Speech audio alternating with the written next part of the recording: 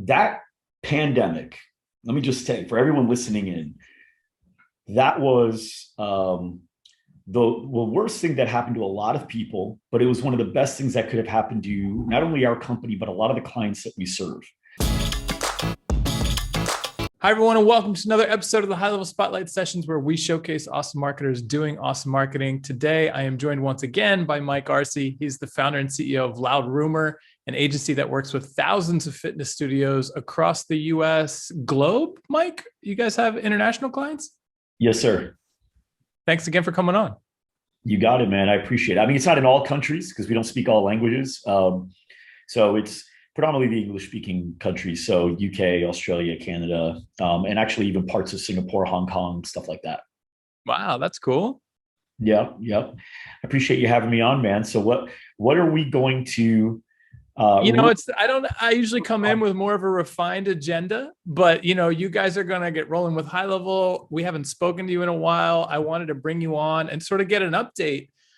First, I'd love to hear an update about the fitness industry in general. What are you seeing post-COVID? Are they rebounding? Are gyms open across the country? What are you seeing? Yeah, they're back. Everything's back. Canada's, not, and then parts of Australia, it's not. There's parts of the world that are honestly behind. It's weird. They were ahead of us and then they're behind us, depending on where you're at in the world. Mm-hmm. We're pretty far ahead, and there's parts of the country where there's still limited capacity, but for the most part, everyone's open. Some people are even breaking the capacity rules and just doing their thing anyway. Oh, gotcha. And have you guys shifted strategy throughout this whole thing? Are you going back to the old strategies? Where are you at as far as what you're delivering? Okay. So that pandemic, let me just say for everyone listening in, that was the worst thing that happened to a lot of people, but it was one of the best things that could have happened to not only our company, but a lot of the clients that we serve. And that was so when the pandemic hit, I remember it was March 15th was when I was basically starting to get emails and messages from our clients, basically saying what are we going to do? What are we doing? Everyone's saying that they don't want to come work out anymore. They're saying that I'm responsible if I don't shut down, all this stuff. And then state of emergency, everyone shut down. So I created a podcast. I already have two. I created a third one. It was called GSD COVID Updates. And we did 50 episodes in the first 4 days, and we did 88 episodes in the first few weeks. Yeah, we were. How's that even possible? It was a lot, man. I honestly that's all I did. I was just really doing podcasts because I was wanting to get information. So I was wanting to get information for my clients on, how do you negotiate with your landlords right now? What are the PPP laws? What kind of loan opportunities are there? What's the deal with paying your vendors, franchisors, and their royalties? What are the rules and legalities around that? So I was interviewing everyone, financial experts, legal experts, real estate experts, bankers, and then obviously fitness studio owners that were figuring it out, people that were actually still making it happen through online sales, all that stuff. And we actually produced a lot of content. What that allowed us to do was help out a lot of the franchisees within franchises more than the franchisors were even helping them. The franchisors couldn't keep up with me. So what ended up happening was franchisors started reaching out to me. And so I became their resource as well as their franchisees. So it allowed us to be able to really get that edge, especially when we saw my competition. One of my competitors posted on Facebook, well, I guess since work is slow, I can finally catch up on Game of Thrones. One of my employees sent me a screenshot and sent it to me and goes, how does he have time for Game of Thrones? Doesn't he have 50 podcasts to produce this week? Oh my gosh. But we went and we were able to scoop up a lot of business, generate a lot of trust, and we learned a lot. And our clients were able to learn a lot too. So a lot of our clients now are hitting record numbers. We're not really doing anything different. We're getting people to buy in on things that we've been wanting them to do better. So now a lot of offline strategies, how to follow up with the leads, how to make the sales, how to get referrals at the point of every sale, how to run refer and receive contests, how to generate more awareness through free media as well. All of this stuff we've been able to get people to finally take our advice on because so much trust was generated during that time that now it's like, look, if Mike says to do it or if LoudRumor says to do it, let's go ahead and give it a shot. And it's great because these are strategies that would have worked back then, but now they're finally working because people are executing. That's amazing, because the second point I have jotted down was exactly this. You guys do a ton of content, video, podcast stuff. And you touched on something interesting, which I feel like a lot of people shy away from or are scared of, which is, all right, well, I could start a podcast in my industry and I could interview people, but what if they talk about stuff that I'm not an expert on? Or what if they talk about stuff that I haven't thought about yet, or things? And it's like, will that make me look stupid? And here you are, you're like, no, I want to know everything. This is research. Tell me everything, because we're going to figure it all out together. And through that, you build trust. And once people trust you, they buy from you, right? Yeah. So I think a lot of people misinterpret what the podcast is meant to be. So in an interview form, I'm interviewing them because I don't know what they know. That's the reason I am interviewing them. Right. I don't want to interview. I don't need them. If I already know all this stuff, I'll just do it myself. Right. Now it's like, oh, well, it's the strategy of now you get them and you leverage their audience. Well, then, okay, well, then you got to understand what's your target. My target is to really learn and be able to give that back. There's no way, I don't care who you are, there's no way you can know everything about everything in the industry. You're just never going to do it. You don't have the time. There's too many things moving in all the different directions: sales, marketing, advertising, PR, HR, finance. I mean, what are you keeping up with? Are you sleeping? So for me, when I interview people, I've got another podcast called The GOAT Show. This is where I interview people that are arguably the greatest of all time at what they do. I've interviewed UFC fighters. I've never fought in the UFC. I've interviewed NBA Hall of Famers. I've never done that. I've interviewed billionaires, 4 billionaires. I've never been a billionaire. So I don't know nearly what they know. That's perfect. That's what a podcast is for. I'm here to ask questions. They're here to teach. So anybody that's worried about starting a podcast because what if they know more than me? That's the point. They should know more than you. Otherwise, don't have them on the show. Yeah, it's a great point. And I mean, every business is nuanced, even within an industry, right? Everyone's going to do stuff differently. And so it's interesting just to hear, that's a different model. I never thought about it like that. Yeah. The other thing I wanted to talk to you about was the GOAT Show. So as you mentioned, you're interviewing all these characters. I mean, I watched one the other day that was like, what was it called? Bluefish or something. This guy he's just like the ultimate concierge. You can make anything happen. It was like so random, but fascinating. Yeah. What have you learned by interviewing all these crazy characters? All right. So the funny thing is, here's how it started. So I was at a digital marketer conference, traffic conversion in San Diego, maybe like 3 or 4 years ago. And I saw Jay Abraham walking down the hall. For those of you that don't know, Jay Abraham's one of like the godfathers of marketing, and he's very well known in the space. And so I saw him, and I had just finished reading one of his books. And so I was like, I'm going to go and introduce myself to this guy. Yeah. And so I walked right next to him while he was walking, and I said, "Hey, Jay, how are you doing? I'm Mike." And he said, "Hey, Mike, nice to meet you." And I go, "You walking this way?" And he goes, "Yeah." And I'm like, "Mind if I talk with you?" And he goes, he stopped walking, reaches in his inside coat pocket, takes out a business card and says, "I've got some stuff I've got to work through, but here's my card. Go ahead and email them. They'll give you a few free courses." And then he walked away. And that was it. So now my first instinct was, what an asshole. Yeah. But then I realized I'm not an asshole. This guy probably can't take 10 steps before somebody comes up. So it's not his fault. He's had 400 people by lunch go ready to do this stuff to him. It's my fault. He doesn't know me. I didn't approach him with anything of value. I have no name, no brand. Yet to him, I'm no one. And I am still in a lot of ways. So now I'm like, all right, I got to fix that. That's my fault. So I went ahead and I started this podcast called The GOAT Show. I did it because I realized that the people I want to meet with and interview, at that time I had already spent, I think it was $380,000 in coaching I'd spent in my career. Right now, I just crossed over the 500 mark. So in coaching that I've invested in myself and my company. And so I was like, all right, I don't want to keep spending money for coaches if I get all possible, but these people charge 25 grand for a half day or a day or whatever. So I created a show called The GOAT Show, greatest of all time. And I'll make it really nice, Sports Center theme and all that stuff so that. Yeah, it's really well produced. Thank you. And I figure if I do that, they'll want to be on the show. And I get to talk to them not only before the show, but during the show and then a little after the show, and we'll become friends. And that's what happened. So I started interviewing people. In the beginning, it was, the smaller, like B-level entrepreneurs, like Russell Brunson, Grant Cardone, Ryan Dice, John Lee Dumas, all those guys.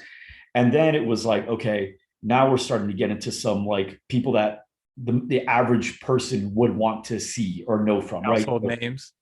Yeah, or like I interviewed the sports agent for Michael, the guy that did all the agents for Michael Jordan, Wayne Gretzky, Barry Bonds. He was their agent.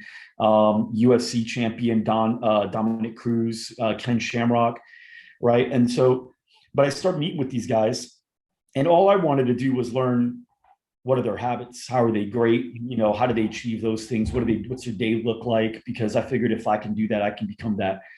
And then so that's what I kind of learned. I didn't do that. There was no business strategy to that. That wasn't tied to a product. That was personal growth. Yeah. I mean, in a way I got paid because I would normally have paid to meet with these people to learn from them, but I didn't. So in a way that's kind of the pay. But yeah, at the end, the very last podcast episode that I had done, I ended up doing more, but I thought I was done, was Jay Abraham. I reached out to him. Get out of here. He didn't even remember me. I reached out to him, was like, hey, you want to be on the show, blah, blah. And he said, yeah. And so I interviewed him. And then after the interview, I was like, this is what started the show. And I told him, and he thought it was funny. But that's beautiful. No. That's a really beautiful sort of full circle. And if that were the one that you ended on, that would be perfect. I wanted it to. And then I just had a couple of people I wanted to meet. I'm like, wow, this guy's really smart. How does he do what he's doing? And it doesn't fit my other podcast, which is just for fitness. So I ended up doing, I think, 6 or 7 more, and I'll probably still do more randomly as they come up. But there's now that you've got it to that level, you could fire it up whenever you want. If someone comes along and it's like, I got to talk to them. Exactly. That's really what it is. So the last time I talked to you, we talked about I was really ramping up as far as your personal brand and coaching and things like that. And you had some sort of program where you would rent out like a hotel suite and have these small sort of meetups and stuff. How's all that going? I know you're laid up right now with an injury, but are you still running all that? Well, so that stuff I started because I did have people that were randomly messaging me on Instagram, because I'll be on a podcast like yours, and then I'll get like a few messages after saying, hey, is there any way, I could pay you to mentor me or something like that. And I didn't have any program designed, and I didn't feel like building one or creating one. So I was traveling a lot. And so I just started doing this thing where I said, look, if I can rent out, instead of a regular hotel when I travel, I'll rent out a penthouse. And then anybody that wants to come, it was like $1,000 or $1,500. I don't remember what it was. But people will come down and hang out for 3 hours, and we'll talk about whatever you want to talk about. I'll answer any question, and we would have up to 10, 12, 13 people in there. And it wouldn't be anything big, but it'd cover the cost of the penthouse for the few days. It seemed like a really cool, laid back sort of alternative to the traditional mentorship world. Yeah, because normally when I'm in a hotel for a few days, it's hard to get a lot of work done anyway. The Wi-Fi is really not that great. So we're working in your hotel anyway. My team's doing a good job of doing a lot of the stuff when I'm not in the office anyway. So, usually I'll just walk around the city that I'm in and kind of hang out. So in this case, I'll just take 3 hours. I'll meet some really cool people. I'll help out how I can. And I'm in the hotel anyway. So yeah, it helped me cover the cost of the trip, because I think when you did the math, it was $140,000 in travel the year before. And so the goal of that was to just eliminate all travel costs. And we actually it ended up being that I was paid like $30,000 of travel that year because of that. Oh, nice. Turned it into a profit center. It was profited me to travel then. Yeah. So it was good. That's what I did. So the last thing I'll ask you, what does the rest of this year look like? I know that your company, you've got great people sort of, at the helm. You've built up a personal brand. Where are you going to put most of your personal energy for the rest of 2021? Building my team. Yeah. You talk about the personal brand. Actually, if you go to our YouTube channel, you'll notice there's very little of me now. It's a lot less. It's, there's people on my team that are actually doing the YouTube videos now, and whether it's Matt Kafora or Corbin May or Amanda Enos or McKenna or Patrick, any of those guys, or guests that we have come in, I'll still do my podcast because I enjoy it. I really love that. Like what you're doing, this is my favorite thing.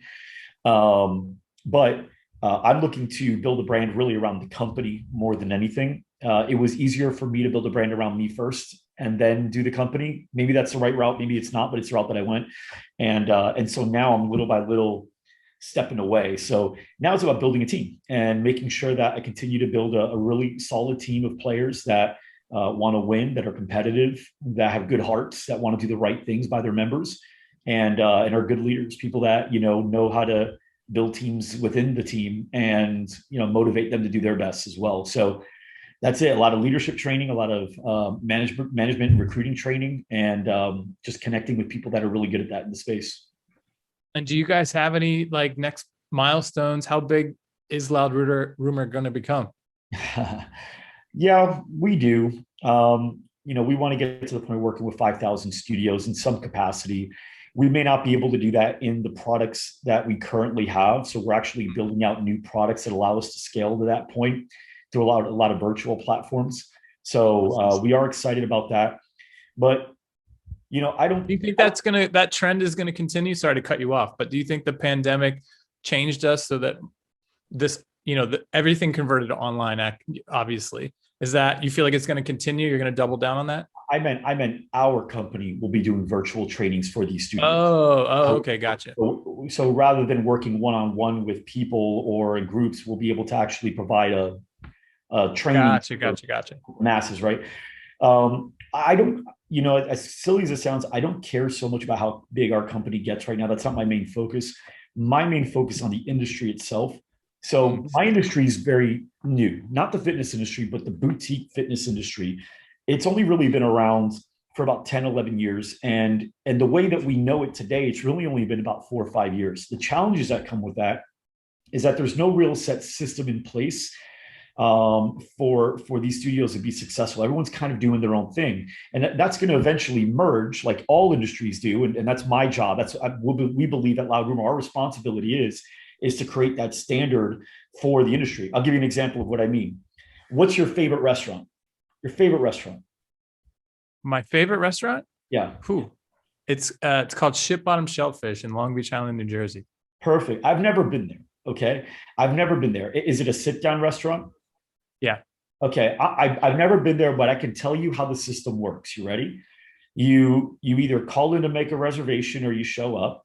When you get there, there's a host stand, there's a host there. If they're busy, they'll take your name down and call you when a table's open.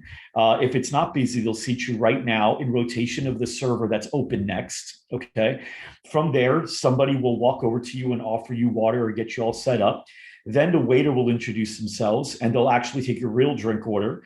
And then afterwards, they'll come by, take appetizer order, and they'll ask you for entrees as well. Appetizer comes first, then the entree. After they take your first bite or two, they'll ask you how everything's tasting. You'll say, great. They ask you if you need anything, they walk away. After it's over, they say, have you saved room for dessert? You say yes or no. They show a dessert menu. If yes, you eat dessert. They ask you how it's tasting. Then they bring you a check in some black thing, whether it's a booklet or something that it sits on top of. You give them a credit card. They go run it. You leave a tip. There's a spot for you. Sign off and leave it. And that's the experience. Is that pretty much the system? Yeah, that's how it works. Now, I've never been there. So how would I know that? Because that's how restaurants work. Yeah, 99% of restaurants operate the same. But that's not how it was when restaurants first were started, right? The first 4 or 5 years, I bet you anything, maybe there wasn't a host stand. Maybe there wasn't a bartender. Maybe there wasn't the cook was maybe serving the tables. Every restaurant might have been different in the way they did things. Therefore, there was no proven model for success, but now there is. And every restaurant tends to run it. And there's other styles of restaurants, like the Chipotle style that's become very popular. I think Subway started that style, right? Where you kind of go down the line. And, retail has their style. It's all the same, right? When you go into like a Macy's or a JCPenney's or a Nordstrom, very similar. With fitness studios, it's not like that. When you walk in, maybe there's a front desk section, maybe there's not. Maybe it's that person that does the sales. Maybe it's a studio manager. Maybe it's the instructor. We never really know who does the pitch. Every location, every business that you work with can tend to be a little different. What that causes. That's interesting. I never knew that. Yeah. So what happens is, everyone's running their own system to the best of their ability. We now know how the best systems run because we've been able to work with so many throughout the world, and we've been able to see what their systems look like from the guts. And it's clear as day. There's a set system that if everyone were to run, it were to work. The only thing that separates one restaurant from another is the food and the atmosphere. That's it. The systems are the same. The only thing that should change one fitness studio from another is the workout and the atmosphere. That's it. As far as how you get checked in, who makes the sale, all that should be the same, because it has nothing to do with the reason the person bought a membership. Just like your reason for getting into that restaurant has nothing to do with who serves you and what order. Yeah. So our responsibility is to really fix the holes in this industry so that every fitness studio is able to run the most effective process so they can actually begin scaling. Because right now it's not right. It's broken in 80% of these places. That's interesting. So it's an opportunity to go beyond just marketing and more into business operations, systems, things like that. Well, that's that. Yeah. So our company, our organization has three main departments. There's our agency department, then there's our consultancy department. It's almost as big as our agency.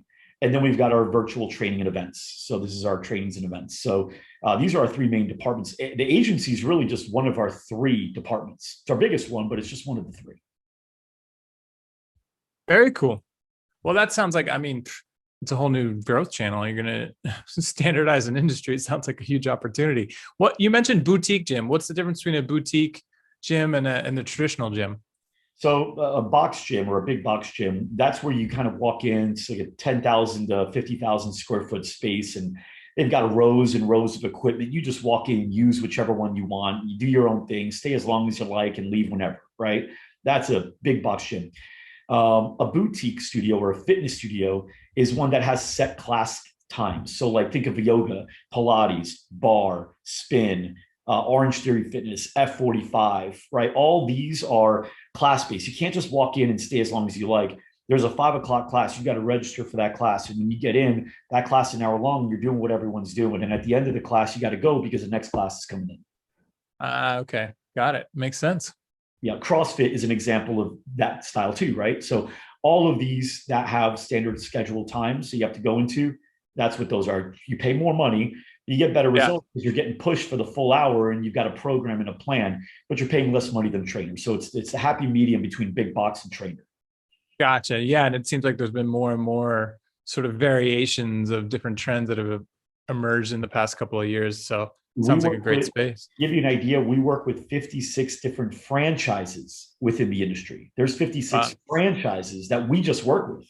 So there's probably another 50 that we haven't even heard of or more yet. So there's a lot of business in this industry, but yeah, like the biggest problem. How does the franchise go with you? I'm curious because in our experience, it's a strange world, right?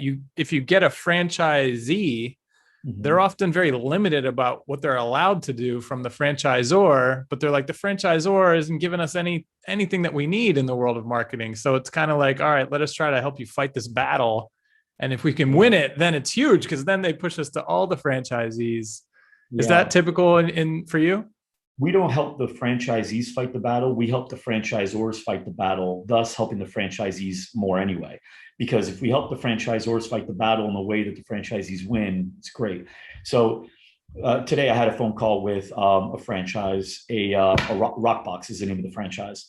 And they're a good franchise. They're not bad, but they're not doing as great as I know they could be doing. They could be doing a lot better. And so today we reached out, we talked to the heads of the franchise. We've already have relationships with them. I think we're working with maybe like 10% or 15% of their franchisees. And we said, look, here, this is our suggestion here is that you make us a required vendor during the pre-sale process when people first come on as franchisees. Here's the way that we see this benefiting the franchisor. And what we talked to them about was, look, at the end of the day, here's how you make and save money. You make money by getting as many franchisees as possible, right? As many units sold as possible, as well as getting them to generate as much revenue through each box as possible, because you get a 4 to 7% royalty on each one. So these are the two ways you make the most money. Yes, yes. Okay, so the idea is, how do we get as many franchisees as possible, and how do we get them to make as much money as possible? Well, these two problems that you have match up with the two solutions that we offer. We care about two things. Number one, getting each business to maximum capacity, meaning they can't fit any more business in their company. They've got to expand to a new location. And number two, get the business to be able to run effectively without you having to be there, the owner having to be there. Because even if the business hits all its revenue goals, but he's working 50, 60 hours a week, he can't fathom opening a second location. So we got to get both of these down. This is what we do best. Now, you as a franchisor generally have an $8,000 to $12,000 acquisition cost to acquire a franchisee. That's typical in the industry, whether it's through a third-party vendor or running ads themselves. Generally, the acquisition cost for franchisors is about that $8,000 to $12,000 mark. However, how do we cut that down? Joe Smith, he already cost you $8,000 to $12,000. You signed him on, right? Yes. What if we get him in the black before his door is open? What's the next logical thing? Let's get another location. But there's no acquisition cost to that second one. So now he's costing you about $5,000 in total per location. And if we get him 3 or 4 or 5 or 6, even better. So our goal is, how do we bring our acquisition costs down to almost nothing? Because most of our franchisees are getting several locations.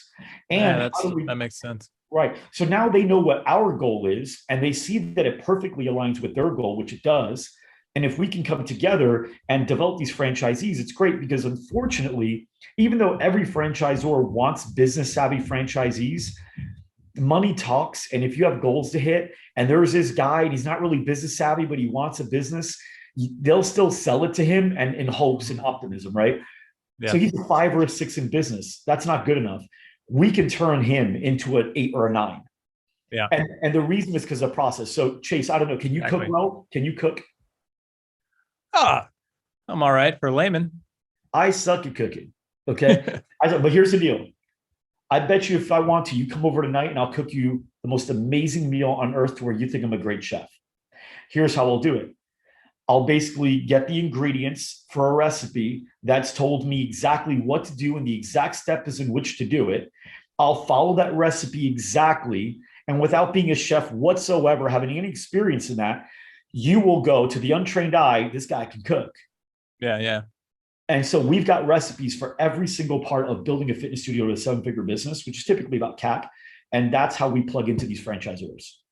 So before I let you go, let me hit you with a curveball question, because I feel like this is part of, at least in my experience, the typical agency journey. Once an agency gets to a point where they're really good at what they do, have you guys ever thought about opening a studio? Yeah, we actually, I'm currently working with this one guy who I don't want to say his name yet because I don't know if I'm allowed to. And he's a retired attorney, so I don't actually trust doing stuff like that. Be careful what you. Yeah. But he's very well known in the industry for buying and selling businesses. And he and I are in the talks now of actually building out our own models. We're also now in the part of, we're starting a show. And the show is similar to a bar rescue, but not as dramatic. I actually can't stand the guy. I think he's like so over the top. It's like, come on, like these are real people. You're yelling at them in front of their families are watching, you know? So it's going to be more like The Prophet. He's a lot kinder. But where we go in and we help these studios out, but I go in and we buy stakes in the business. So we end up being, you know, partners in the company. So we we found a few that were already in the process of having that conversation with, and then we're going to jump in and that's the plan. And then with certain business owners that we have in our database that we work with or become good friends with as well, because we work with them for years, we're looking at helping them expand by actually acquiring them or coming in as partners in their existing business models.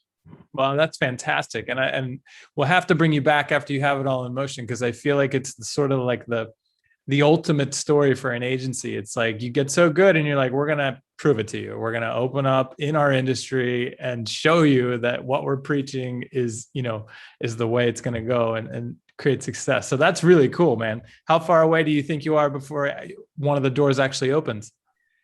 That's hard to tell. I thought one was going to be yesterday. And then we found out. Oh, wow. Yeah. I was pretty sure it was going to be yesterday. She bought I'm not going to say the name of the company just in case, but she bought a business in my area. So it was perfect. It was only like 5 miles from my house. That was great. No way. Great deal. And everything lined up really well. But then we found out the business that she bought carried $115,000 in debt. I was unaware of that. And kind of a big detail that you would want to be privy to. Yeah. And she said, you know, there's no payback for another 12 months. So it's not a big deal. And I'm like, it's still a payback. I mean, we're going to earn 115 grand before we make 115 grand.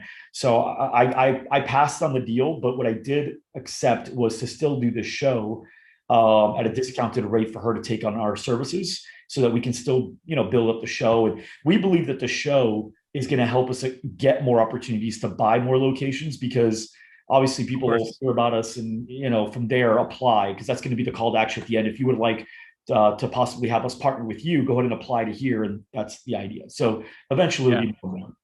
Whoa, my that's a zoom in, huh? My peak setting on my camera just fired. I don't know why. So I guess that actually happened to me when I was testing my camera. It'll go back. It should go back in like a second.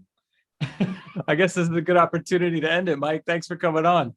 You got it, man. Thanks so much, Chase. I appreciate it. I feel Thanks like everybody for watching. We'll see you on the next one. See you guys.